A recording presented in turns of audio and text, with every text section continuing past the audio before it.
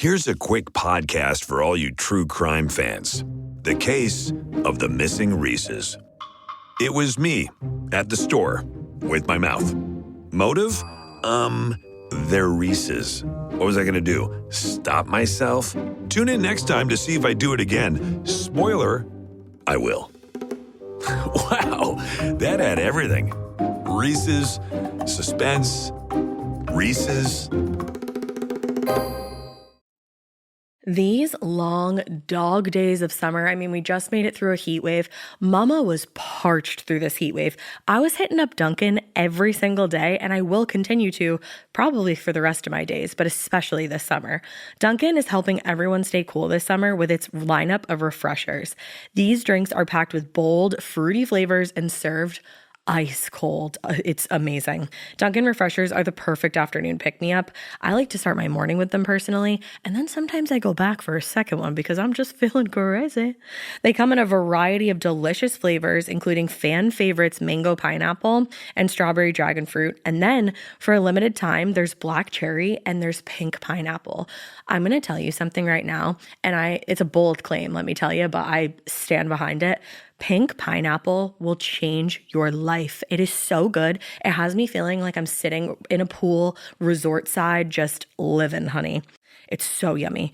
Try your favorite flavor with green tea, sparkling water, lemonade, or Dunkin's all-new limeade. I haven't tried the limeade yet, but I'm going to. Usually I get my drinks made with green tea and occasionally lemonade, but I do really like the green tea. Or if you don't want to build your own, try one of Dunkin's curated refreshers like the Cherry Lime Ricky or the Ultimate Pink Daydream. The Cherry Lime Ricky, scrumptious. I could drink like 3 of these a day. They're so freaking yummy. Head to Dunkin' today and find your favorite refresher. Dunkin' refreshers contain less than 1% fruit juice. Limited time offer. Chilling crime cases are mysterious, but finding coverage shouldn't be. With the State Farm Personal Price Plan, you have options and can personalize your plan to help create an affordable price so you can get back to cracking all of life's bigger cases. Talk to a State Farm agent today to learn how you can choose to bundle and save with the Personal Price Plan. Like a good neighbor, State Farm is there. Head to statefarm.com to get a quote. Prices are based on rating plans that vary by state. Coverage options are selected by the customer. Availability, amount of discounts and savings, and eligibility vary by state. Spring has sprung, and the less time you spend in the kitchen, the better. That's why some of HelloFresh's delicious restaurant-quality meals come together in just 20 minutes. Get 16 free meals plus 3 free gifts with code MORBID16 at HelloFresh.com/MORBID16. Hey weirdos, I'm Ash. And I'm Alaina. And this is Morbid.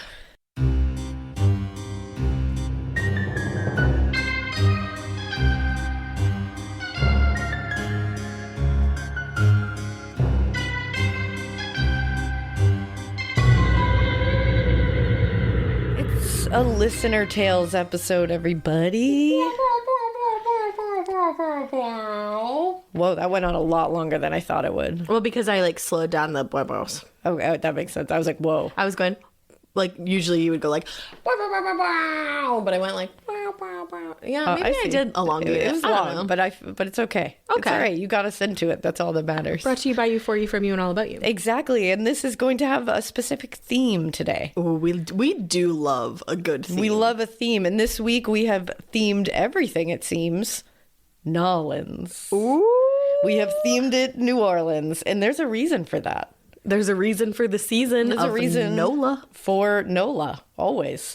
Well, our reason, there's many reasons for NOLA, but our reason is there's something exciting happening with The Butcher and the Wren, which takes place in New Orleans and in Louisiana and all that fun stuff. I've heard of that book. So guys, the first thing I need to say is, sorry, I was talking into the side of the microphone because I had to cough. Hey, talk into the top. It's pollen season. So I wanted to say, you guys, thank you so much for pre-ordering my book. It's been amazing. It's been blowing my mind left and right.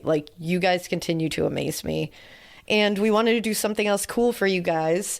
And also maybe if you haven't pre-ordered and you were thinking of pre-order it and you were just waiting a little while, or you're waiting for it to come out. I don't know. Now's the time. Maybe pre-order now, because if you have pre-ordered, or if you do pre-order now, you can go to tinyurl.com/ hold on, I'm coming for you. tinyurl.com/ TBATW video.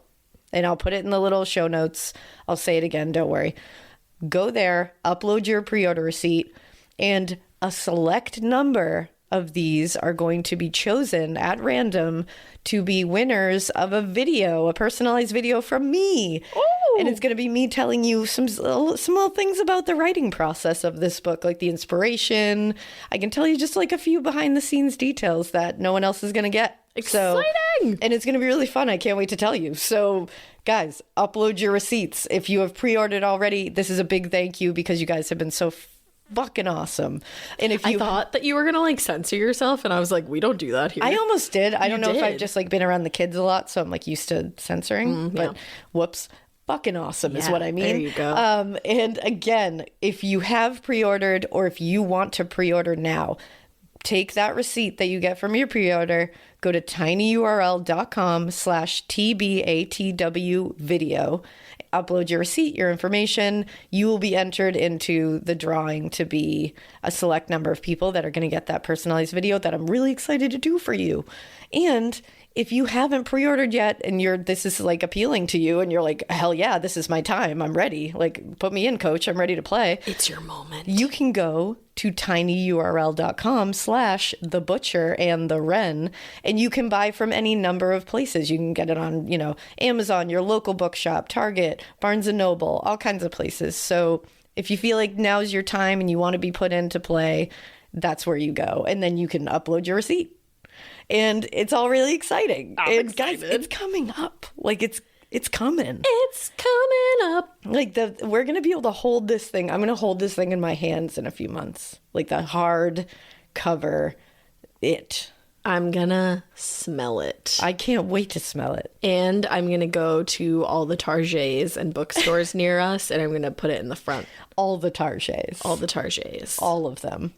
I'm very excited, guys, and I can't tell you enough how much I appreciate what you've done and how you like jumped right on it and got me those pre-orders, and I can't wait for you to read it. I really, really, really think that you're all going to love it because I really had you in mind writing it, so I can't wait for you to read it. I don't just feel like they're going to like it. I know they're going to like it. I hope so. People love everything you put out there. Aw. They do. That's so nice. I love it. It's so nice. Sorry.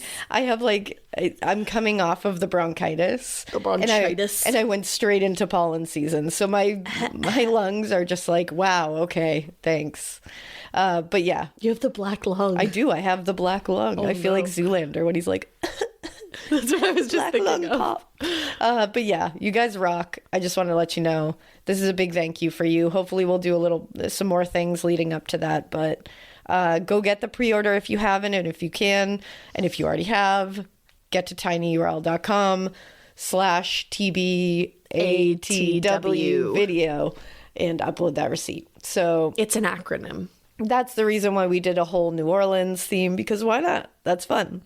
And what we decided to do today was do an entire listener tales episode that is all your New Orleans tales. New Orleans. And man, oh man, you gave us some good ones. I'm particularly excited for the first one that you're going to read today. Is it just the title that really It's simply the title, because I haven't read anything else other than the title. So the title of this one is The Listener Tale of Three Beautiful Big Bootylicious Bottom Girls and the Honorary White Girl That Could Have Kidnapped Us in New Orleans. Amazing. I'm ready. Let's go. I am ready. All right. Hello, weirdos. I am not going to be all gushy about my love for you guys. I'll keep it simple. I love you guys. I'm sorry if my grammar sucks. Feel free to change my wording to make me sound smarter. LOL. I love you already. I'm obsessed. My name is Caitlin, and yes, you can use my name. Thank you, Caitlin. For the sake of the story, we'll call my two friends Athena and Serena. Ooh, you picked great names. I feel like I should give the personalities of my two friends. Athena is a quirky person who is very free-spirited, adventurous, extrovert, who I've known since middle school. Literally, she is my favorite person to be around, especially since I'm an introvert who gets tired of people and she understands my limit. Oh, Sounds like us. You. Yeah. The other, Serena, is a nurse who is very smart, level-headed person with a calm spirit. She also understands me being an introvert and brings out the talkative person I can become when I'm around people that I can be completely open with. We all need a friend like that. Totally. All of us worked together during high school at a mom and pop ice cream shop in a college town in northern Utah. In March of this year, we all decided to go to New Orleans. Let's go. Our original plan was to go to Greece. Same thing. How'd you end up in NOLA? But we all needed to go somewhere else. Why not? We all felt we needed to go somewhere else. So we changed our plans, and lo and behold, Russia attacked Ukraine. PSA for the weirdos, make sure to listen to your gut. Wow, so you were supposed to be going over there at that time. That's wild. Anyways, we were having a wonderful time the 9 days we were there. I freaking loved New Orleans. I thought it was just a place people got drunk and went topless for a couple of wild days. But they had so much to do, and that is coming from 3 girls who don't drink or do drugs. I love she's like, there's more to do than that, guys. Each day we had one fun thing we did. Then we just explored the city, going to all the bakeries and stores that they have there. That sounds so nice. I was just going to say, I'm like so jealous of this right now. I'm living through I want to go somewhere. I want to go to New Orleans. I do too. Then we would spend the rest of the night talking until the early mornings of the next day. It was very stress relieving. I can feel that. Oh, totally. Just sitting up after a nice day exploring the spooky city of New Orleans. Yeah, with your best gal pals. Man. So after the week of beignet-filled sugar rush high we had each day, the day before we were leaving, we wanted to go ziplining in the bayou. Ooh, that sounds like so much fun, but it won't after you read Alaina's book. Well, it definitely won't after you read the book. No. We went to a little place about 20-ish minute drive. There we go. We did Ish is hard. Outside of New Orleans. We Ubered out there and planned on doing the same thing to get back. We'll come to the end of our zipline experience where we got to zipline over a crocodile. We also got to feed the crocodile marshmallows. Who knew the swimming carnivorous chomp chomp dino death machines would like something so innocent like marshmallows? Amazing. I love that. Chomp chomp dino death machines. That's exactly what they are. Anyways, we did not have service, so we did the only thing we knew to do, and that was walk to the closest town that was about 3 miles away to try and get some service, or to try to get some service to get an Uber or taxi to get us back to town. We started along the long road back to the main highway and just enjoyed the beautiful nature. Of course, every time someone drove by, I would be a little nervous, but only one stopped wanting to offer us a ride. However, his truck was full of construction stuff, and I don't think we would have fit 3 beautiful, big, bootylicious bottom girls anywhere in there. I'm screaming. I'm so obsessed with you. Beautiful, big, bootylicious bottom girls. And I love that she's just like, we would not have fit in there, so No. It's not happening. So he continued driving, and we had just made it to the main highway. There were more cars driving the road than the previous, but no one stopped. I, being a crime enthusiast, had thought we were all on the same understanding that we would not be taking rides from strangers. Well, my good extroverted adventurer friend Athena, I guess, was not on the same page. For some reason, I thought that this girl, who backpacked through Europe for 3 weeks, would be a little more wary of the don't take rides from strangers rule. LOL, nope. Uh-oh.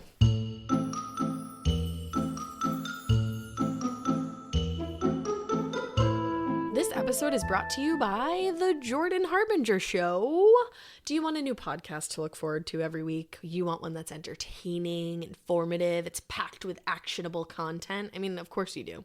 The average podcast listener, fun stat for you, actually has 6 shows in rotation.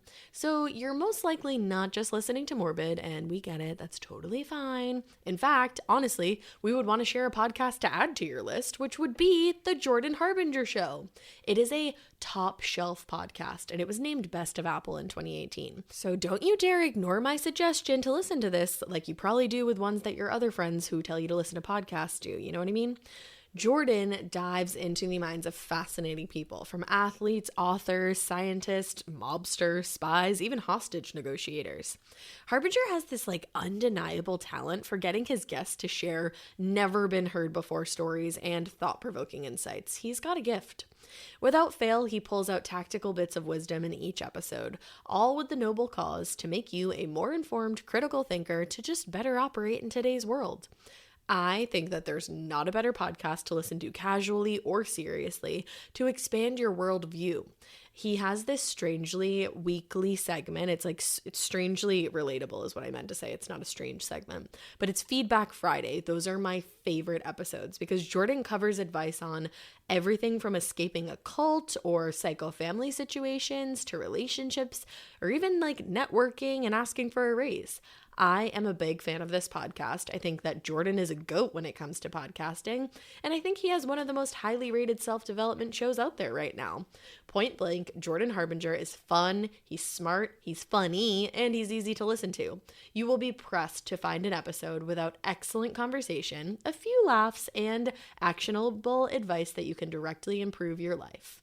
You cannot go wrong with adding the Jordan Harbinger show to your rotation. It's incredibly interesting. There's never a dull show. Search for the Jordan Harbinger show. That's HARB as in boy, IN as in Nancy, GER on Apple Podcasts, Spotify, or wherever you listen to podcasts. Some man stopped his car and asked if we wanted a ride, and Athena said yes. Now, I will say I felt nervous about this situation, but nevertheless, we all got in the car. All I could think at the time was, what did I agree to, and why am I in the car with this person I had met literally 2 seconds ago? I'm sure you guys are thinking the same thing, LOL. I am. When we were in the car, I think all the crime lessons came back all at once, and I took a side profile picture of him with my phone. Amazing. Smart. And wanted to send it to someone that I could trust. It's not like I can't trust my mom or dad. I just didn't want to freak them out. So I sent it to my brother that is just 2 years older than me, along with sharing my location with him for the next 2 hours. Smart. Well, he drove us to the nearest gas station, which was literally a 3-minute drive, and stopped. He went into the gas station to buy something and left his phone and car with us. At that time, Serena and I were sitting in the back, and Athena was in shotgun. He then came back in the car and offered to drive us back to New Orleans if we just paid for gas. At the time, I had started feeling more at ease knowing it was just him, a mid-50s black man in the car, and he literally left his car and keys with us so that we could take at any moment. I know. That is not what they usually do to make you, or excuse me, sorry. I know that is what they usually do to make you feel secure. Then he said we could even drive to make us feel more comfortable. He kept telling us that he had a daughter and grandkids that he would hate to see on the side of the road and wanted to help. I feel like if we were if we were driving, if like one of us was driving, that would make me feel even more uncomfortable. Yeah, because I'd be like, your hands are free. Yeah, exactly. That's the thing. You can do whatever you want. Yeah. And that whole like I have a daughter and a granddaughter thing has been used so many times before. Right. So we took him up on his offer and thought at the very least, if he tried anything, my friend could crash the car and we could get away since he wasn't wearing his seatbelt and all three of us were. All right. I love the thought process. It's a good thought process. On the way back, we laughed and enjoyed the company of this sweet older black man. He told us that his wife was never going to believe that he was in the car with 4 white girls. And we were a little confused and said, but there's only 3 of us. And he said, me, I am the honorary white girl. I'm literally obsessed. Amazing. So we did get to New Orleans and he dropped us off a couple of blocks away from an Airbnb and we all walked back. Once we got in, Serena and I were like, wow, that was kind of a dangerous situation we put ourselves in. And Athena turns around and says, really? Did you guys not feel safe? I felt safe the whole time. Anyways, keep it weird, but take it away, Ash. Not so weird that you go into a stranger's car with your 3 friends, even if he is an honorary white girl, because you never know what could happen. That could have been bad, but I'm really glad it was good. And I love that he was like, I am the honorary white girl. Also, what a sweet man. I know. That he just wholesomely picked up 3 girls. Yeah. And drove them to their intent, which I love that we're what a good man that he didn't murder these women. I know, seriously, but I'm like, the bar is low. It's nice that he did that. Yeah. He just picked people up and brought them to where they wanted to go. That was very nice of him. I agree. And then he just seemed like such a sweet guy. Yeah. And then for him to be like, you can drive if it makes you feel better. I know, 2 minutes ago we're like, that wouldn't make me feel better, motherfucker. And now we're like, oh my God, that was really nice of you to offer that. You know what? That was really nice. I get it though. I love that though. All right. My next one is called, and Alaina chose these, so I don't know what I'm getting into. The Day the Ceiling Fan Blades Chose to Dip, a listener tale. And it says, hey, weirdos, I have attached a putafa of some of my creepy experiences. I hope you enjoy reading them, more so than my family and I enjoyed living through them.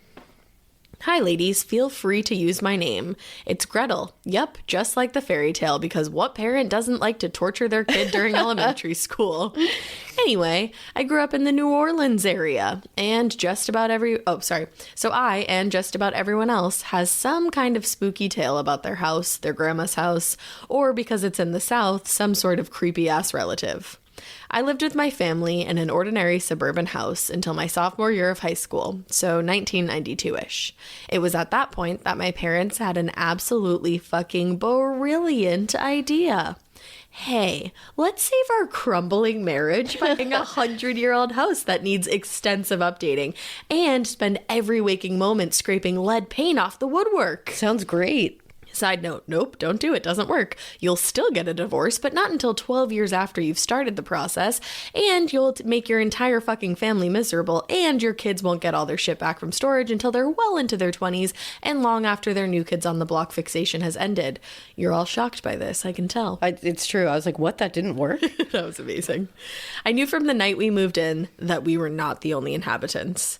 Heavy footfalls up and down the staircase and in the vicinity of my bedroom door, and the giggles of a young girl announced the presence of at least 2 additional occupants. The giggles of a young girl. Never, ever, even if she is in this world. Even if she is jolly, I don't want it. I don't need it. No. The footsteps belonged to a man who eventually became even more disappointed with my propensity for being late for curfew than my uptight mother. Oh, no. If I You was- had a narc living with you? A spirit narc?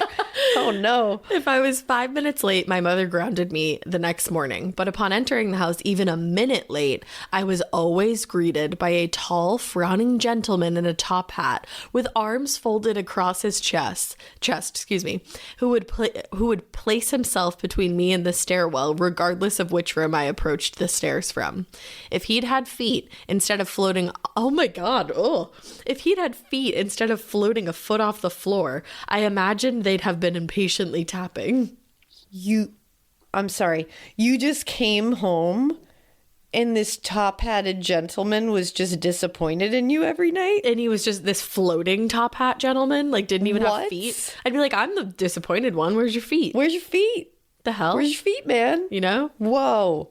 After my first encounter with him, when I screamed, woke up the rents and the neighbors, then had to talk my mother out of calling the police because I did not want to have to explain to the NOPD that the intruder was in fact dead. Of the spirit realm. I quickly became adept at squeezing past him Oh my without God. touching or passing through him. I have no idea what would have happened if my earthly mortal body met his filmy floaty one, but the very idea of having to explain to my mother why the stairwell was covered in ectoplasm, a la Slimer, filled me with dread. Seriously. I'm obsessed. She was the scariest thing in that house. Oh, man. I'm scared. Every Saturday morning after I had used a heat gun to scrape the paint, from however much woodwork my mother deemed enough, I was tasked with cleaning my bedroom. Every Saturday afternoon, I would get yelled at again for failing to organize the top of my dresser and wiping up the lotions and cosmetics that were smeared across its top. Even though I had just done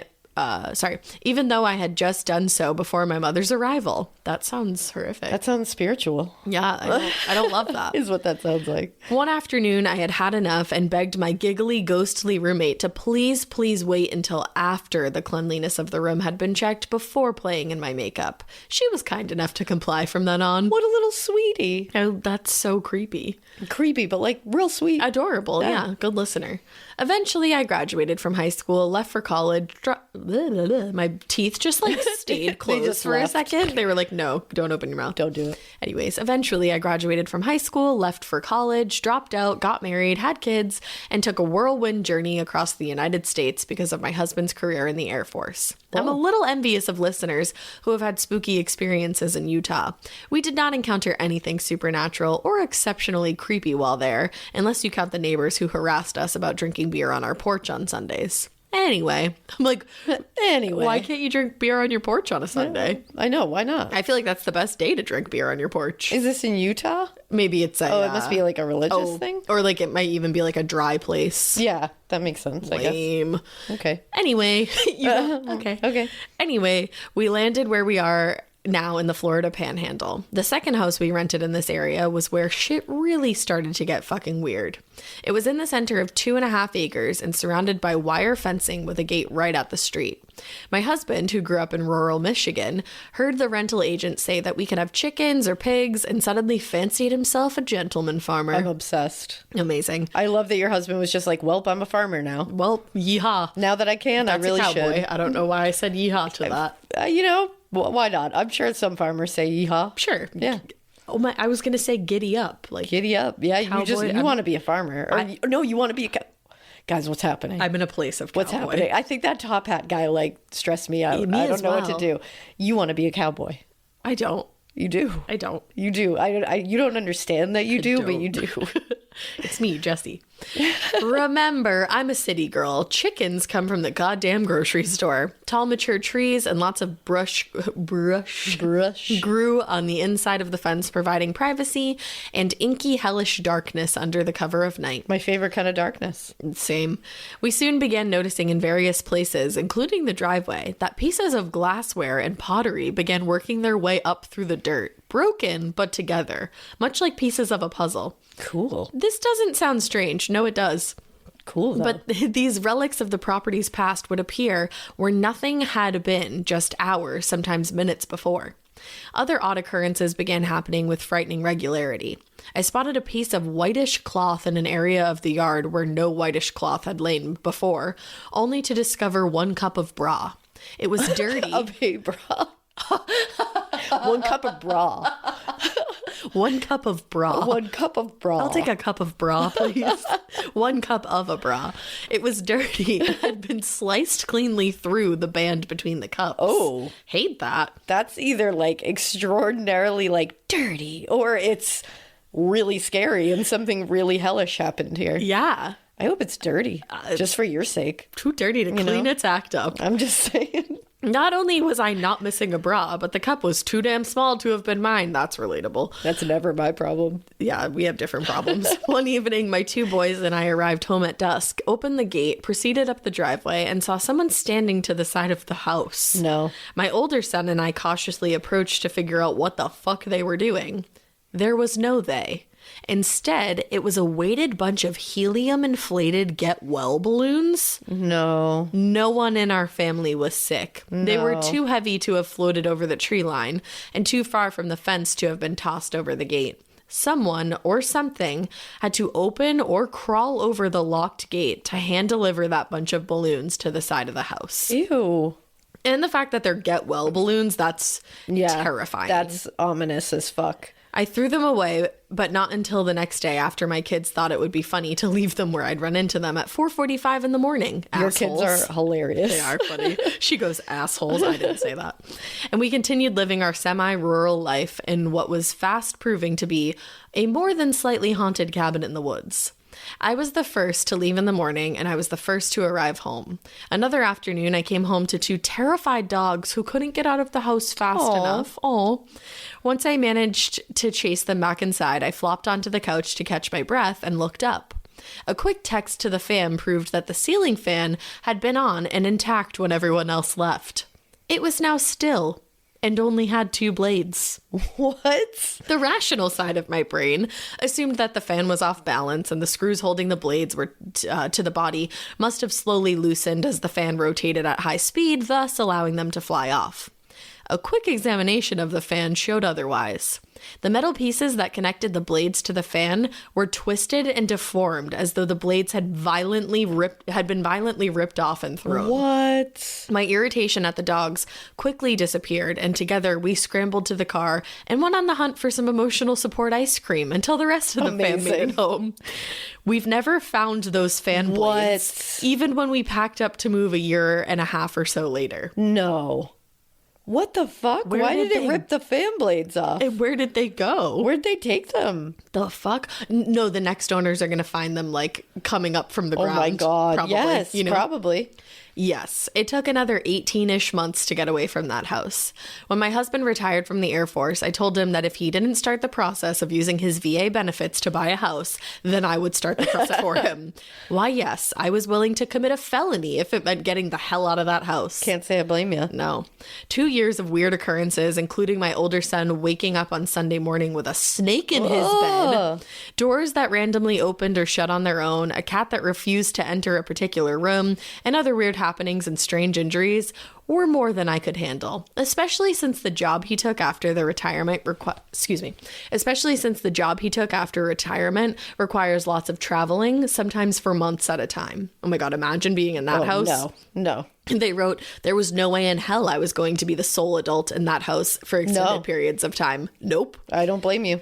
We found a lovely, much newer house, moved, and became friends with our neighbors. One evening, she was relating the experiences of a friend who had recently moved with her 2 grandchildren to a new rental house on a picturesque, do you see where I'm going with this? 2.5-acre piece of property. I wish I could say that the experiences in that house were more pleasant for this new family. Oh, no. But unfortunately, the weird occurrences and dark energy my children later stated they felt only increased for the new inhabitants. No. I don't know the specifics of what they've experienced, only that repeated interventions by clergy and mediums have failed to end the activity. Whoa. Before I end this, I also want to let you know how I discovered the podcast and what it has become to mean to me and my younger son. At some point during quarantine, a friend posted on Facebook about the origins of Lake Lanier, and another recommended the episode. Hey, thanks. Years ago, my husband and I lived in that area, and I crossed that bridge I crossed the bridge damn near every day. Not knowing the history, I attributed the nausea I experienced whenever I was near the lake to morning sickness associated with my first pregnancy. I now believe the dark origins and occurrences of the lake were the cause. I told my younger son, hi Kyler. Hi Kyler. Oh, that's a cute name, about those experiences, and he expressed an interest in listening. I love that. As a result, we began a tradition of having a mother-son coffee date one morning a week. Oh my God, stop. I love this. That's so cute. It gets cuter. We get up way too fucking early, drive for an obscene amount of time out of our small little town for overpriced espresso, and listen to an episode. I love this. Sometimes we drive in silence, both of us laser focused on the case, while other times you two and your banter will spark a conversation. Sometimes those conversations are inconsequential, but more often than not, they are an insight into the adult that my kid is becoming as he prepares for his high school graduation and entrance into adulthood. I want to be the mom that you are. Oh my God, this is just like so cool to hear. And I feel like every episode that I put together now, I'm going to think of you and Kyler driving and listening. Those are the things that make us like change certain things or like keep doing certain things or just like grow in some ways, because it's like these kind of stories make me just like want to do better and better each time. It's just so for true. You guys. That was really fucking cool to know that. And it says, so thank y'all for those conversations and the extra connection to my kid. I absolutely love you too and hope to see y'all in person someday. Maybe down here on the Gulf Coast. I'd absolutely drive home to NOLA to see a live show. I would love to do a New Orleans show someday. You would like literally shit your pants. I would. I feel like it's like that is one of those shows that I would 100% do. 100% in person. I would love and that. honestly, like that just made my day. That made my entire day. Those kind of things when we read these listener tales and like read the emails and stuff, those are the things that I'm like, because everyone will see, and because everybody's gonna see like a negative comment or somebody who just like hates you for no reason. Oh yeah, we all have social media. These are the ones, everybody has social media, but when you read this kind of shit, and it can get you down, like, and ask any creator, it knocks you out. Like, it just, you're like, why am I doing this? Like, if I'm just, everybody hates me. Yeah, you know, like you just feel that way, even if it's one person, you're like, everyone hates me. That's the way it is. Yeah. But then we read this, and it's like, oh shit, that's awesome. Like that, I just like you and your kid get to have a moment, and it's like we get to be part of that. And that makes me be like, oh, fuck yeah. Like, I just love that. That's honestly why I stay on social media, because as shitty as like some of the things that like pop up on there, like trust me, that everybody I see some shitty things, you know, but just connecting with people, like especially on Instagram, like I love connecting with our listeners. It makes you feel so much better. And you're like, that is why I do what I do. It keeps us going. It really does. So like, please guys know, even if like we can't possibly respond to every single thing, because we would love to. Trust me. But we see so much and we read so much, and like I can't express this enough to you how much it means to us, and how much it like actively like fuels us to keep going and keep getting better. So I just want you guys to know, like, you make a huge difference even just by saying a nice thing. Like, you really do. Like, I just want you to know that when you take the time to do that, it means is like so much, so incredibly appreciated, and that it's the only way that we keep getting better. Is like we keep being like, no, you know what? Zoe said this the other day, and like, fuck yeah, I got to do this. We got to keep going for Kyler and Caitlin. We got to keep going for Kyler and Caitlin. Oh wait, no, it wasn't Caitlin. I read the wrong name. It was fucking Gretel. How did I forget that? Like a gosh darn idiot. Fairy tales. We got to keep going for Gretel and Kyler because they need to have their fucking coffee dates. Like, hell yeah. That's just the most beautiful thing. You guys rule. You do. Gretel, that was sick.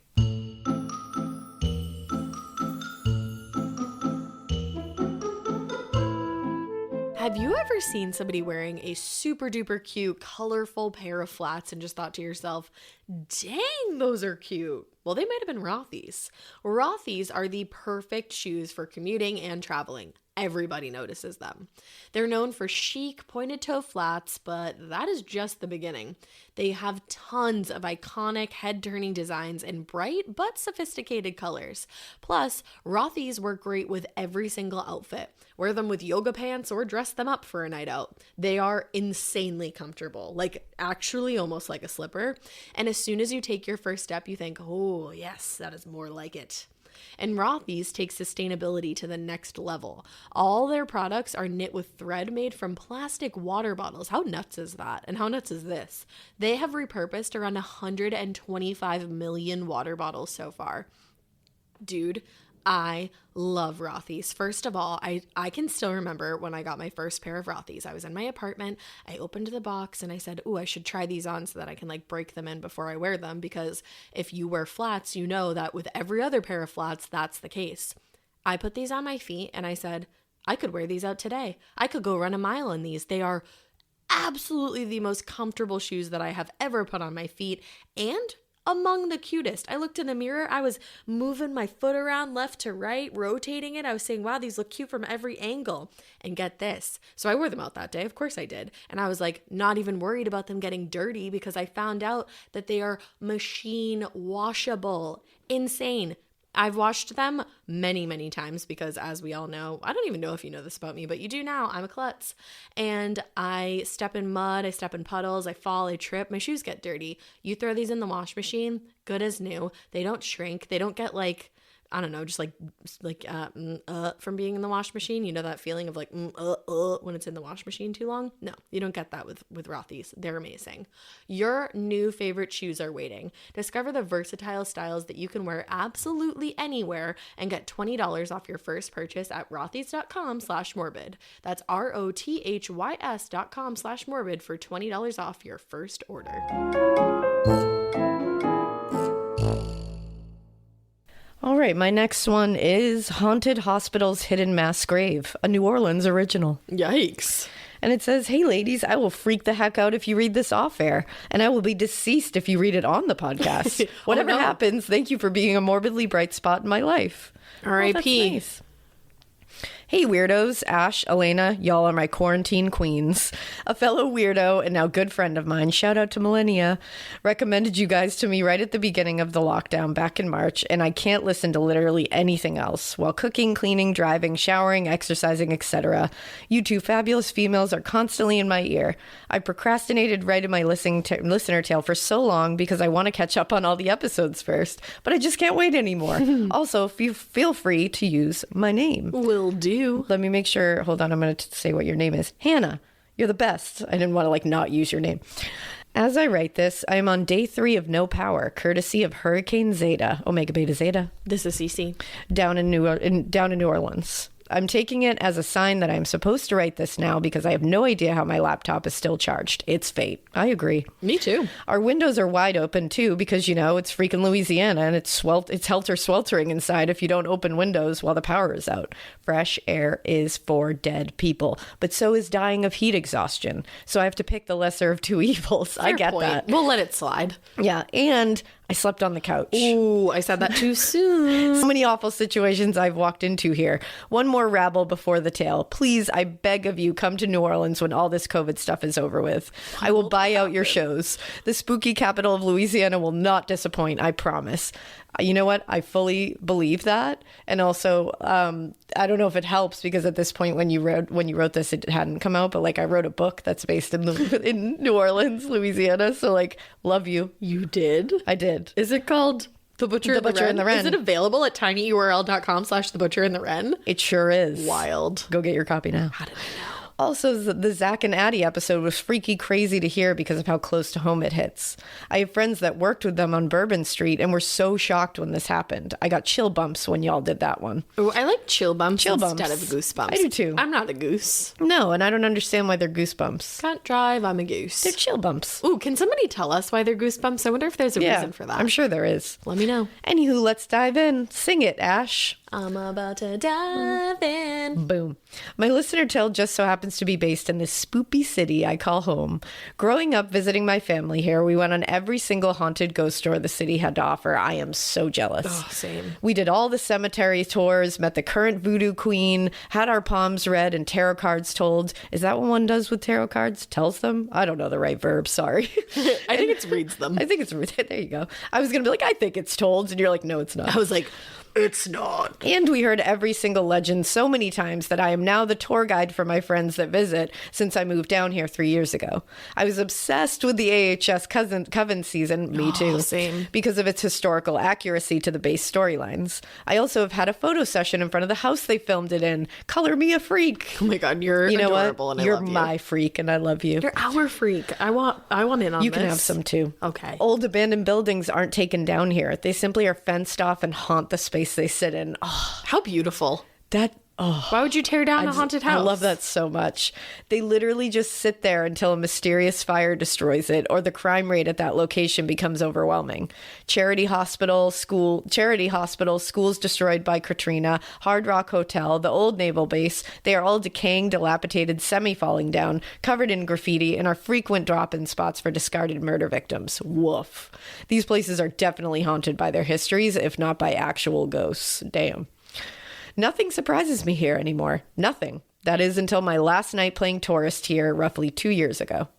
I was teaching at an inner city school and had had a particularly draining day of disrespect from students and administration scapegoating, i.e. a 9-year-old who responded with, "Fuck you, bitch," when I asked him to set down his headphones. Wow. Oh my goodness. I was about ready to get fired and be totally okay with it. It was a Friday night and my teacher friends were feeling the same. I love commiserating. Commiserating is my favorite. I love teachers also. Let me tell you. Yeah, you're heroes. We decided to do something to celebrate the Halloween season and de-stress from the work week. We found a great Groupon, name drop for a hopeful sponsor, love you so much, for cheap tickets to a citywide cemetery tour that encouraged us to BYOB. We didn't think twice and headed for downtown to meet up with the tour guide for 8 p.m. Now remember, I had been on all of these tours before, so I thought I wasn't getting into anything I wasn't ready for. That was problem number 1. Okay, now for some background information on me for the rest of the story. I'm a Christian and therefore fully believe that demons exist on this earth along with angels and that ghosties sometimes need help passing into the other side. I'm skeptical of paranormal hunters simply because they make a lot of money scaring people with their fancy equipment. And I've seen it happen on multiple occasions down here. I don't trust humans. I think that's the main point. Same. Humans are sketchy as fuck. Yeah. I agree. The teacher friends I was with definitely did not believe the same as me in any regards, though. One thought this was a total crock and went along for the booze. I mean, same. And the other was so scared off her rocker, she had to cling to one of us the entire time. We were a weird trio of witches, let me tell you. The rest of the people on this tour were Karens from mostly out of town.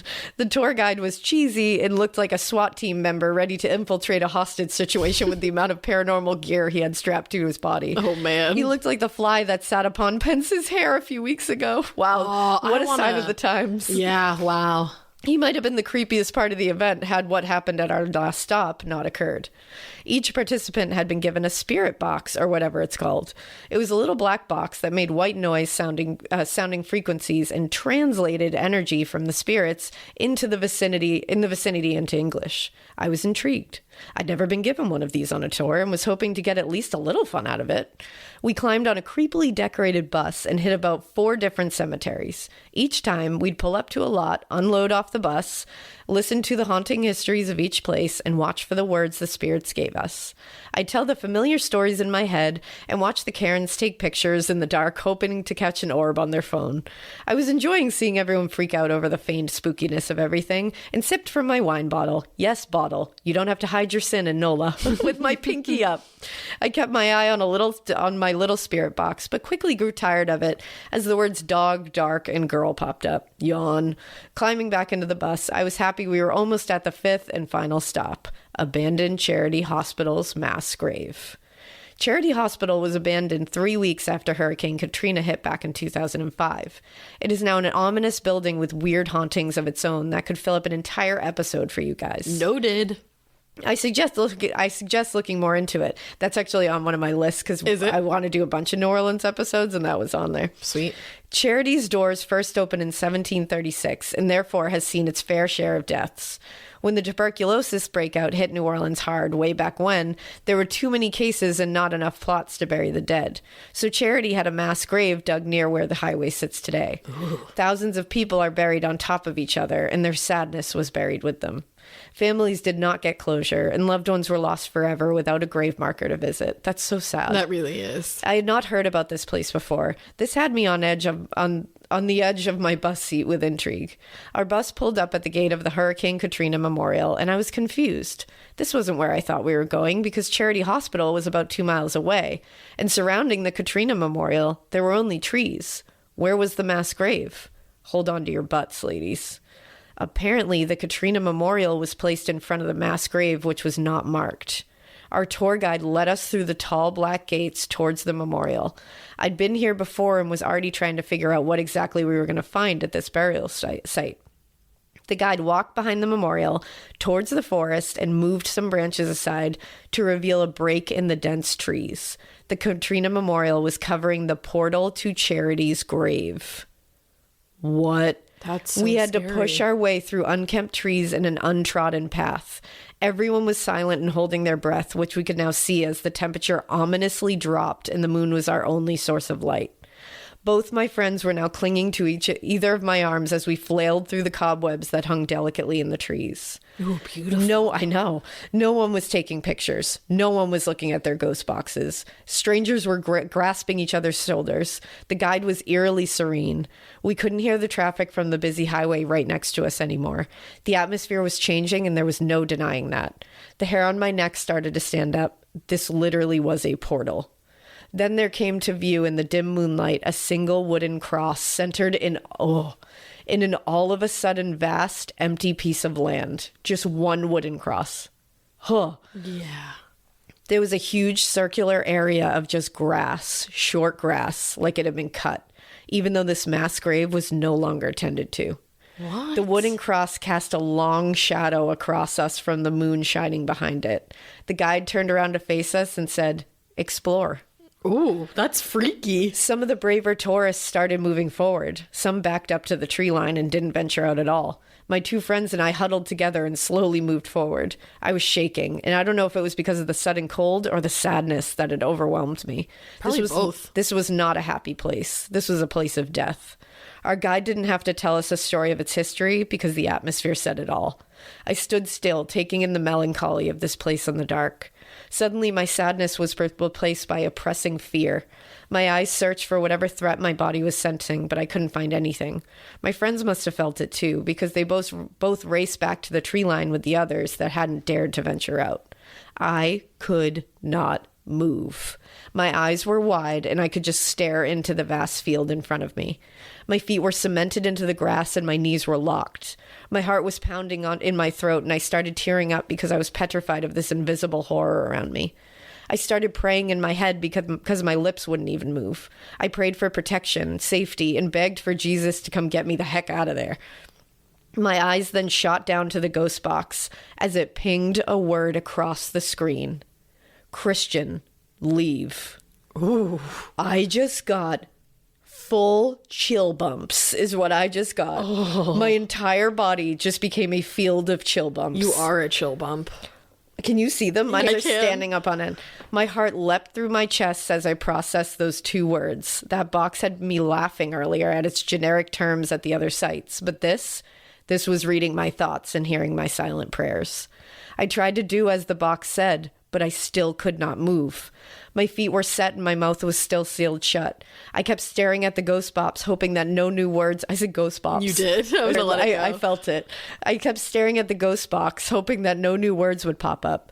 I can't remember hearing anything but the white noise. I felt alone and terrified. New words flashed on the screen. Hannah, Christian, leave. That is my mother freaking name. Not today, Satan. Oh my God. Can you imagine looking down and seeing that they know your fucking name? No. And like, it's not like you're like thinking like, my name is Hannah. Like, how did it know that? It just knows. I don't know if it was this round of adrenaline finally working or that communicative daemon finally letting me go. I love the communicative daemon. I love it. Finally letting me go, but I could move again, and I can't tell you how fast I bolted back, not just to the tree line, but through the bramble and bushes to the serenity of the Katrina Memorial. I was out of breath and scratched from some of the tree branches, but the relief of the non-oppressing atmosphere was enough to calm me a bit. I sat on the ground for a while, hugging my knees to my chest, waiting for the rest of the group. Eventually, I could hear the crunch of leaves as the group meandered back to the memorial. Some people seemed to have the same relief as I did, seeing the lights of the street reappear and the traffic noise from the highway begin again. Others seemed disappointed. Maybe they didn't feel the atmosphere like I had. The creepy tour guide collected us around the memorial for a final word before loading the bus back up to the end of the tour. I found my friends sullen and silent as the group gathered around the guide. Friends, he whispered, regardless of your skepticism or full belief in what we did tonight, you must walk backwards out of the memorial gate. You absolutely do not want any spirit attaching themselves to you, and walking backwards helps confuse them. Please, whether you think I'm being silly or not, please do this. Ooh. Do it. Ladies, you best believe I backed that ass up out of the memorial faster than Juvenile himself.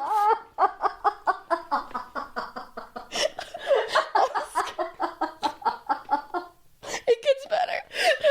Even after going through the gate, I white girl twerked myself back onto that bus. Why is this so relatable? Oh my God. Safe in my plastic bus seat once more with my friends, I started thinking. The words the guide had said reassured me that we fully knew the power that the charity mass grave held. We had witnessed so much there, and we hadn't spoken a single word about it. I wasn't going to talk about it either, I decided, and I haven't until now. Wow, thank you. I know. That bus ride was the most silent I'd been on. Literally no one spoke, and my friends and I went home immediately after getting back downtown. I haven't been on a ghost or cemetery tour since, and I don't know that I could muster up the courage to do so, in all honesty. Insert sigh of relief here. Reliving that had my heart rate increasing more than that stinky 9-year-old boy cursing me out over headphones. Anywho, I hope you enjoyed my tale of paranormal spoopiness, and I apologize for its length. Never do that. You girls keep being super freaking awesome, and again, I implore you to come to New Orleans. All right. Honey, I'm coming. I'm going to come. I wrote a book about it. I got to get there. Let's go. Keep it weird, morbid madams, but not so weird that you challenge the seriousness of spirits and demons and visit a mass unmarked grave with a ghost box after the sun goes down in New Orleans. Keep it weird. Love, Hannah. Hannah, you're the baddest. First of all, that was a phenomenal story and terrifying. Second of all, you're a great writer. You are. Like, man, I love you guys are. You guys always amaze me because you like paint me pictures that I'm like, ooh, I'm like just feeling things. Gorgeous. You're making me feel all the feels. You're making me feel things. Exactly. I feel like you have to pause because there's a few that I could choose here in this folder.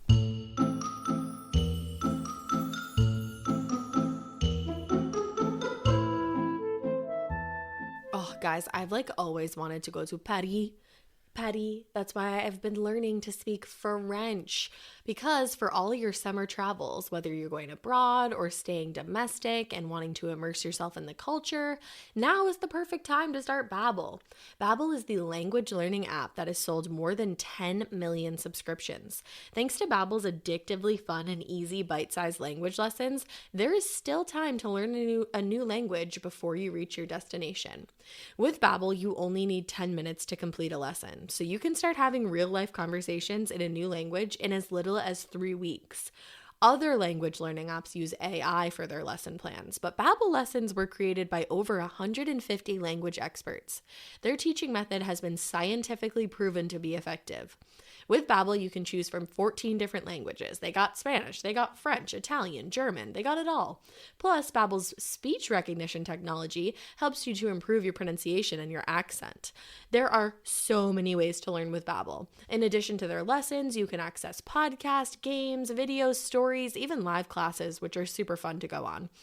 Plus, it comes with a 20-day money-back guarantee. Start your new language learning journey today with Babbel. Right now, save up to 60% off of your subscription when you go to babbel.com/morbid. That's babbel.com/morbid for up to 60% off your subscription. Babbel, language for life. We all have that one friend who, when you ask how they're doing, they're like, "Oh, I'm fine." It's kind of the same with my cats. They seem fine, and since, I talk to them, but they don't talk back, and since they can't, I just go with it. I say, "You seem fine, you look fine, cool, you're fine." Well, actually, I should say that I used to go with it, because now I don't just go with it. I wanted a little more peace of mind, which is exactly why I decided to make the switch to Pretty Litter, the world's most smartest cat litter. Clearly, I'm not the most smartest because you're not even supposed to say most smartest. You know what I'm saying? Anyways, not about me. Pretty Litter crystals change color to help detect early signs of potential illnesses like urinary tract infections, metabolic acidosis, which sounds horrible, bladder crystals, and more. Pretty Litter is ultra absorbent and instantly traps odor. It's lightweight, it's dust-free, and it works for up to a month without clumping. That means you're not going to waste any more litter. Plus, Pretty Litter ships free to my door in a small, lightweight bag. I never run out, and I don't have a massive container of litter taking up space, and I don't have to lug that bulky container from a store to my car and into my house. That is one of the main things that I hated about other cat litters is just lugging the freaking package up to my house and then unlugging it into the litter box. I mean, come on. And then it's it's just a pain in the butt. Your back hurts, you're annoyed, and then your back hurts and you're annoyed, and then you have to scoop litter and you're like, well, this is gross. But guess what? I mean, you definitely still have to scoop litter no matter what. You're a cat owner. But you don't have to scoop the pee-pee. You only got to scoop the poop when it comes to Pretty Litter. And the best thing of all, in my opinion, is just that you have peace of mind knowing just based on the color of the litter if your cat is doing good or not. Once you try Pretty Litter, it will be the only litter that you ever use. Head over to prettylitter.com right now and use code MORBID to save 20% on your first order. That's prettylitter.com, code MORBID to save 20% on your first order. prettylitter.com, code MORBID.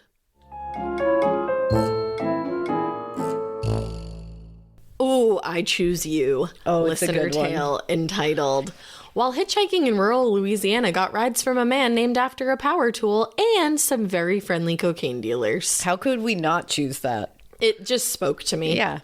All right, says Alaina and Ash. I love the Listener Tales episodes, so I thought I would write in with my favorite story about how even when hitchhiking works out, it can still be a little harrowing. That seems to be the theme of our episode today, besides New Orleans. No. It's hitchhiking in New Orleans can work out, but still be a little scary. There you go. Here it goes. First, some setup. In the summer of 2008, I got an internship as a... You I almost did that soft G. I did, and I almost was going to say as a giant. I love it. A giant which writer. would have been funny because it's grant writer. Yeah. But maybe you were a giant writer too. Maybe. So I got an internship as a grant writer for a rebuilding nonprofit in St. Bernard Parish, Louisiana, which is right next door to New Orleans. Good for you. This was only a few years post-Katrina, so there was still a lot of need and things were still kind of a mess.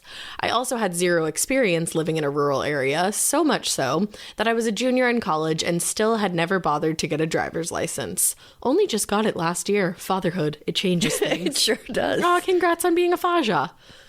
The only place I could afford to rent was a former middle school that had been converted into a bunk bed style volunteering housing named Camp Hope. That was about 10 miles from the office where I worked. I figured, no problem, I'll bike. Only there was a problem. Shipping my reliable hybrid bike would have been super expensive. More expensive, it turns out, than just buying a new bike once I got down there. And I was in luck. In Chalamet? Chalamet? You were about to say Chalamet. I don't really know Timothy Chalamet? That's exactly where I was. I love that. Thank You were in for that. Timothy Chalamet. Chalamet. So Chalmet? Chalamet. No. Chalamet. 10 miles from Camp Hope, there was a business called Chalmet Bicycle and Lawnmower. So I was golden. You were. Ah, I hear you saying, I was saying this in my brain. What about rainy days? What then? Well, I also found out that the parish had some public transportation. St. Bernard Urban Rapid Transit. Spurt. Gross. Gross. And I didn't say that, they did. But it is gross. But it is. There was a website with routes and a timetable and everything. On rainy days, I would just get up early and take the bus. Easy peasy. As it turned out, St. Bernard Urban Rapid Transit was a name that contained no less than 3 lies. Urban, Rapid, and Transit. Oh, no. Uh-oh. After waiting on an abandoned, overgrown street corner in the pouring rain for 45 minutes one morning, I finally called the number on the website and was told the timetables were aspirational. I love that they're like, we aspire to get there on time, but it doesn't always happen. I love that they're literally like, see, here at Spurt, we dream big. And Everybody we thought has we dreams. would get there on time, but like that's just us aspiring. That's great. Like, keep dreaming. They also said that the service basically amounted to a van for old people that needed to be scheduled a week in advance. Amazing. Service also ended at 3:30 p.m., so even if I was somehow able to take the bus to work, I would be shit out of luck getting home. But back to hitchhiking. Wow. Wow, that really does suck. That's a lot. I understand now why you had to hitchhike. Within one day of arriving in Louisiana, my bike plans began to fall apart. After taking a cab to Camp Hope and unpacking, I bummed a ride from some other volunteers going back into New Orleans who dropped me off at Chalamet. At Timothy Chalamet. His bicycle and lawnmower store, where my plan was to buy a bike and then ride back to Camp Hope. No, I didn't call ahead. Why wouldn't a place named Chalamet Bicycle and Lawnmower have anything less than bikes aplenty? That's what I'm saying. As it turns out, Chalamet Bicycle singular. I love that you're just going with Chalamet. Yeah, it's just the way what it is what it is. Chalamet Bicycle singular and lawnmower was well named. They only had one assembled bike. Oh my God, stop. And it had already been sold. Stop it. Also, I need to know, did they only have one lawnmower? That's amazing. Like, wow. This put me in a bit of a spot. Yeah. 10 miles in 90-degree heat isn't much of a drive, and it's doable on a bike, but it is a pretty long walk. Indeed. I was in luck, however. After explaining to the owner that I was down there to volunteer, they were so grateful that they sold me the already assembled bike. They'd assemble a new one for another customer. And they threw in a helmet for free. This would become a common feature of my misadventures. Lots of really amazing people who were so grateful for and kind to anyone who was volunteering. Aw, New Orleans. That's really great. I love community. I rode the bike back to Camp Hope. My plans were still on track, more or less. This is where I need to describe the bike. It was a bright red beach cruiser, the kind with swooping handlebars, no gears, and where you needed to pedal backwards to brake. Needless to say, it wasn't really built for a daily 20-mile round-trip commute, but it was literally my only option, so it was a fucking sea biscuit as far as I was concerned. The helmet I'd been given was also one of those very basic styrofoam ones. Oh, man. The kind that very little kids wear, only scaled up for an adult. To put it bluntly, I looked ridiculous. Like a fat, dumpy mushroom that had gained... that had gained sentience and stolen Mrs. Gulch's bicycle. Holy shit. The picture you painted there. And may I just... I love In the city, I may not have merited a single glance, but on rural highways where pickup trucks were blowing past me at 45 miles an hour, let's just say I got more than a few things thrown at me. Aw. Both insults and objects during the couple of months that I lived Poor there. thing. I'm sorry. Don't throw things at people. No, that's littering and assault. Two very hefty charges Bad there. things. For about a week, my plan more or less worked. I would get up, shower, hop on my bike, white knuckle it for about an hour in the 90-degree heat while all manner of trucks and semis blew past me, spend the day researching funding sources, and then repeat in the evening and get back to Camp Hope in time for dinner, which was included in my weekly fee. Look at that. It was during one of these return trips that I encountered my first real setback. About halfway through my route, there was a very scary bridge that went over the Violet Canal. It was scary because the bridge was shaped like a steep hill with no shoulder, and anyone coming up could not see what was on the other side of the bridge until they were coming down. So I crested the top. So once I crested the top, I'd book it down the other side for fear of being rear-ended by a speeding pickup. Ooh. That's too horrifying. much. That's too much for your little heart to take. It is. Christopher. No. On this particular day, it wasn't the bridge that proved to be the problem, but the straightaway at the bottom. Did I say that? Yeah, I did. Yeah, straight away. Thank you. After you came down, it was an unbroken 1.5 miles of road with bayou on both sides. No cross streets, no buildings, nothing. It was here that I experienced my first flat tire ever. Oh, no. That sucks. I grew up in one of those Home Alone style suburbs where sidewalks were practically made from those rubber tiles that they used in playgrounds, so it never even occurred to me that a bike's tire could pop. As it turns out, the roads of post-Katrina Louisiana were more than up to the task. I would say so. Yeah. I managed not to crash, but it was clear that I wasn't going anywhere. I was still 3 miles from Camp Hope with the world's scariest bridge behind me, a mile of swamp in front of me, and, most important, dinner was in a half hour. Hell yeah. After weighing my options, I decided that hitchhiking was my best option. I held out my thumb, and in a matter of minutes, a black pickup truck pulled over. The driver was not a tall man, but he was so built that his shoulders had more or less absorbed his neck. He was bald, with a thick mustache and enormous arms that were covered with black tribal-style tattoos. "I used to hitchhike. Hop on in," he said in a gravelly voice. It was at this moment I remembered some advice my grandfather had given me. He'd once hitchhiked across the United States from San Diego to Boston after getting out of the Navy, and he told me that the hitchhiker's code was never turn down a ride. Mind you, when he'd passed through Louisiana, he'd been picked up by a very nice, talkative Cajun guy who, when they entered a small town, had, without a word, stopped speaking, slouched as low as he could in his seat, and produced a pistol from his waistband, only to sit back up and tuck it back in once they'd passed through. What? He then casually, almost cheerfully, informed my grandfather, who had not been told to get down, "Some crazy son of a bitch is trying to kill me in that town." I'm screaming. Wow, that's an epic story. Still, at that moment, with dinner on the line, it felt like solid advice. This is amazing. I put my bike in the flatbed and hopped in the cab. Immediately, things got very sweet and pretty weird. It became very clear that my buff chauffeur had a lot on his mind and was looking for someone to talk to.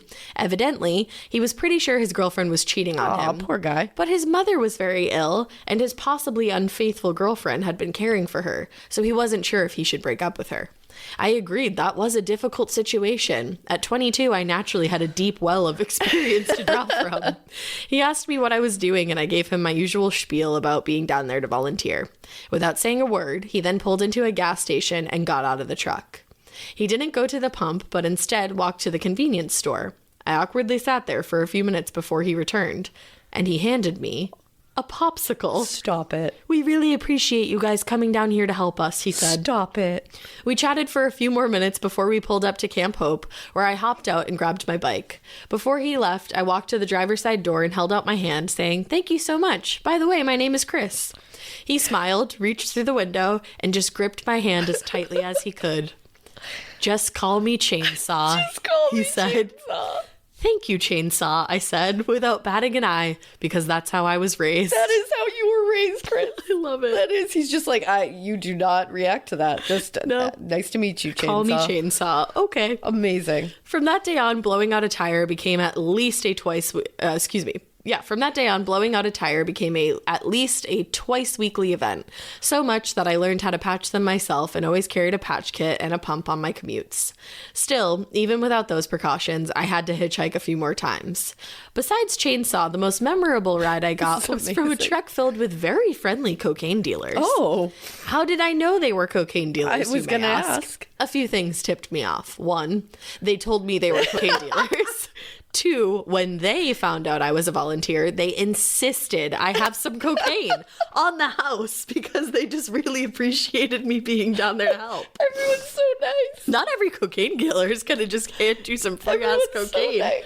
And three, it became pretty clear from their I'm screaming. This is the best. It became pretty clear from their hyperactive demeanor and the fact that they were easily doing 80 while I sat unrestrained in the truck's flatbed God. that they had recently gotten high on their own supplies, so to speak. Wow. Incidentally, when I politely turned down their very generous offer of cocaine, they also pulled over at a gas station and bought me a Sprite and a Red Bull, which I guess in their minds was a close equivalent. Honestly, in my mind too, I assume.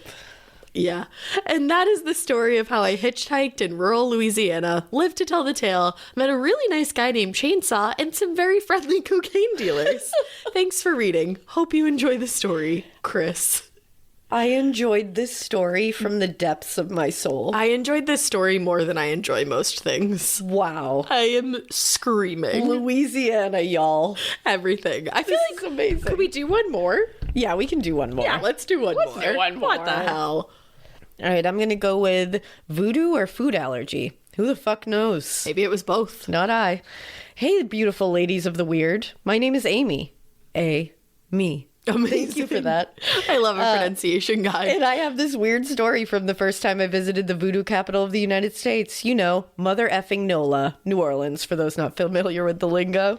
You gotta be familiar if you're here. You got to. In June of 2015, I'd moved to the Devil's Butt Crack of Memphis, Tennessee, to be with my fiance. He was there for work, and I had to finish my master in special education back in Colorado. But I graduated and could move. Yay. Also, what a great human you are. Yeah. So this is not a comment about Memphis being a butt crack of a place, but rather a comment of how out of this world fucking hot it is. This girl's dainty Colorado skin can't handle the humidity or the heat. So I hope you understand the implications of moving to the south in the summer. I couldn't imagine. Both of us would very much not imagine. We're New Englanders. We understand. We're pale New Englanders at that. Well, after a month in July, for those of you not paying attention to the timeline, of trying to adjust to this butt crack heat, and a neighbor and his girlfriend talk us into spending a week in NOLA with them. This seemed like a great idea. I was a few drinks down the good old gullet, and chest deep in the complex pool, so the heat wasn't really something I was considering. The heat, however, would come to be the reason I'm uncertain whether or not voodoo is real or if I have a food allergy. Maybe you can help me decide? Let's do it. Okay, so after a nighttime drive, That worked out really well. Okay, so after a nighttime drive from Memphis to NOLA, we checked into the hotel room that we were sharing with friends. You know, because even as full-on grown-ass adults, we found it more important to save money than have our own privacy. Another mistake. Yeah. Anyway, we wake up early and head to the French Quarter to stuff our hungry faces with those powdered sugar-covered balls of fried heaven, aka beignets. Quick note, I spent about 10 minutes trying to spell that correctly. I get you. Well, it was 10 a.m. and I was already sweating more than I care to admit. Let's just say I sweat like a man. Same. Always have, always will, and it's my biggest regret. Ha ha ha. But I digress. You can get Botox in your armpits. There you go. The Ash's life tips. Yeah. So I was sweating a lot, and I should have known that when I was going too long for any sort of reprieve from this death air as we walked around. So we ended up walking in and out of stores where I would go find the vent of the AC and stand under it while I tried to tame the sweat pouring off my head. Did I mention I sweat like a man? Botox. But it also meant we would find ourselves in a few different bars and restaurants trying different foods and sucking down a beer and water to cool off. I get it. Beer is kind of counterproductive, but whatever. I do what I want. I love that. I do what I want. Fuck Yeah, off. amazing. So about halfway through the day, I'd find myself desperately needing cool air, and then I see it. A voodoo store. One of the main ones near the actual French Quarter. So being a fellow weirdo and lover of AHS's Coven, hell yeah, another mention. Hell yeah. I decide to make everyone stop in and check out the scene. I try to be open-minded about things, so I was curious to see how this place made me feel. When I walked in, I was thoroughly impressed with the AC situation. I'd give it a solid B+. Then I was mesmerized by what I saw. It was dark, but not scary dark, and it was full of heads, which typically would make me feel weird, but in this scenario, I was intrigued. I was walking around, the male part of the couple we were with goes, "Hey, Amy, is this you?" In your best, oh, excuse me, I didn't realize that was with a southern drawl. You had to say, "Hi, Amy, is this you?" We just offended so many We people, but we love you so much. We do. In your best deep southern drawl southern accent, he's from Tennessee, and starts stabbing a voodoo doll in the stomach with the supplied pin 6 times. Why the fuck would he do that? We both giggle and continue looking around the store. That's not silly. After about 30 minutes and dozens of, oh my God, look at this statements, I cooled down enough to move on.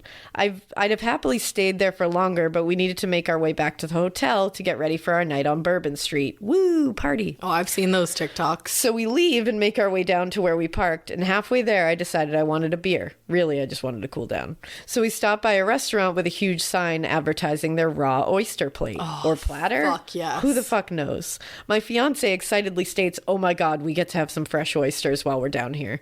So we order 12. Yes, 12 slimy, fresh oysters to consume while we enjoy our beer and water. Another fucking mistake. That's not a mistake. I'm getting to try new foods, and oysters didn't seem so bad to me because I love sushi. So what the hell? Why not? My fiance and I cheers to eating oysters. Our friends were smart and decided against it, and we slurped them down one at a time until all 12 were gone. Okay, they weren't horrible, but I'm not going to say swallowing down a large loogie textured thing is an easy task. I never have been able to handle what they look like. Oysters are among my favorite things in the world, and Drew loves oysters too. I made him love oysters, and we were gonna have oysters at the wedding, but we can't because my uncle has a seafood allergy. And it's fatal. Like a fatal seafood one. allergy.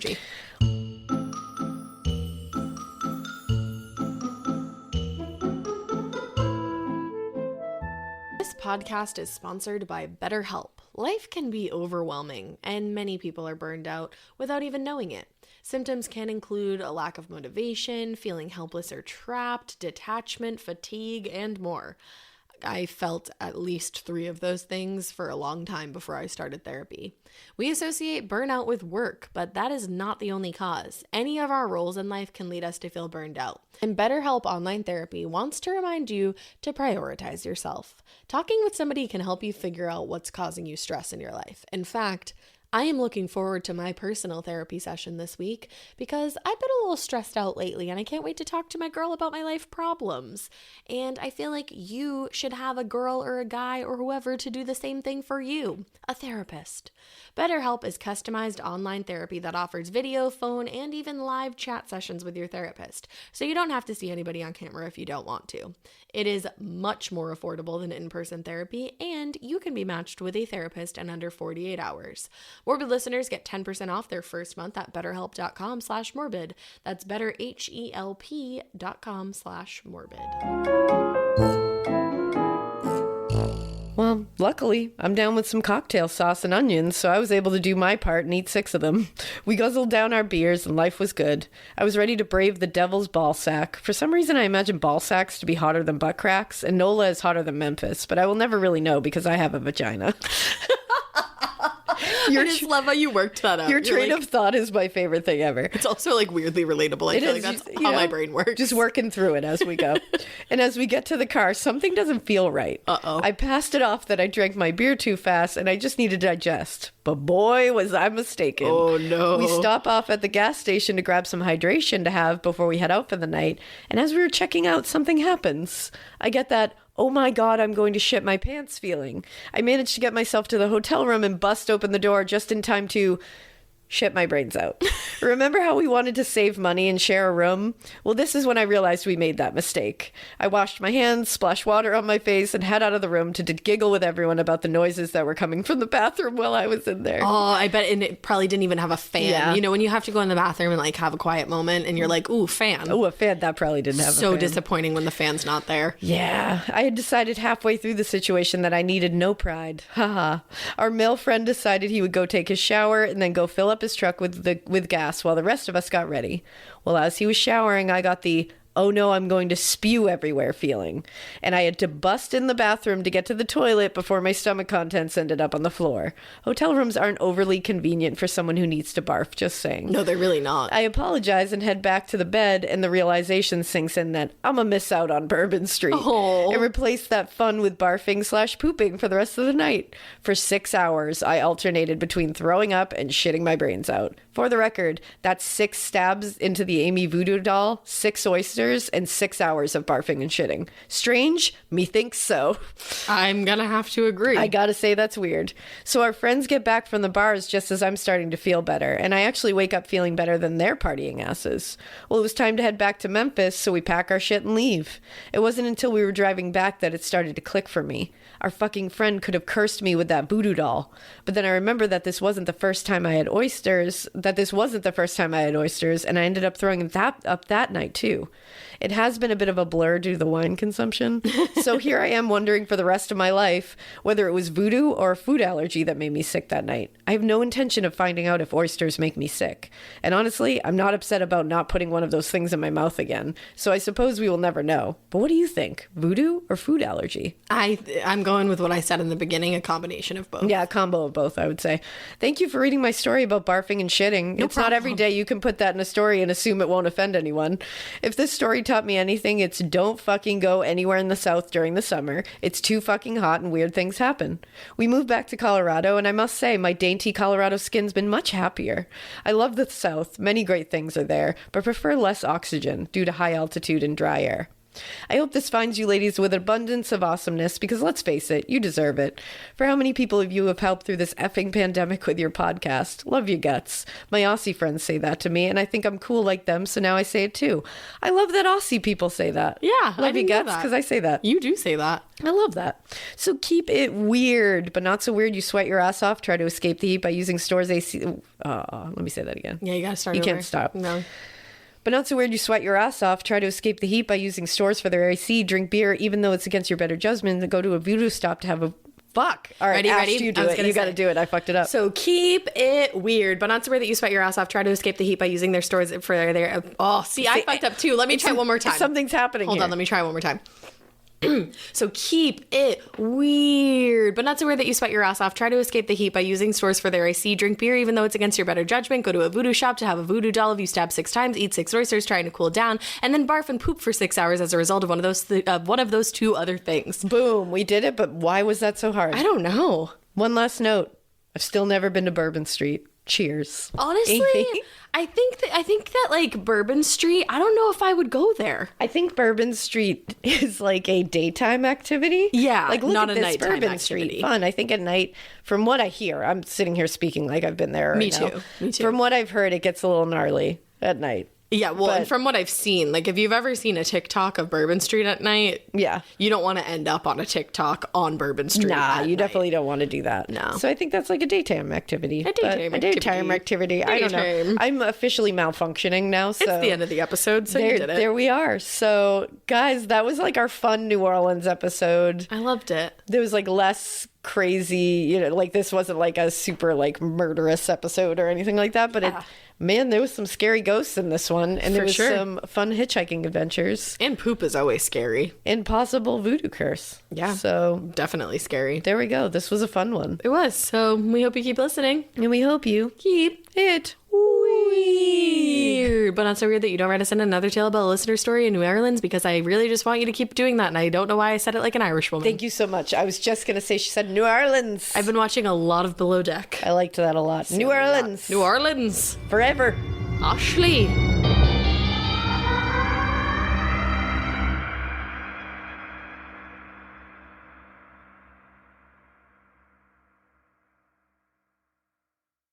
Waking up exhausted, foggy, and running on empty? For me, one of the missing pieces was magnesium support. That's why I added Magnesium Breakthrough Bye Optimizers to my nightly routine. It's a powerful all-in-one magnesium complex with 7 forms of magnesium designed to support relaxation, sleep, stress response, and recovery. If you're ready to feel more rested and have a great summer, go to byoptimizers.com/hags and use code HAGS for 15% off any order. I like things my way. My coffee, my schedule, and my treatment. So I talked to my doctor about self-injecting with the Vyvgart Hytrulo pre-filled syringe, which contains efgartigimod alpha and hyaluronidase QVFC. It's injected under your skin, subcutaneously. It means I can inject in my space, on my time. It's my treatment, my way.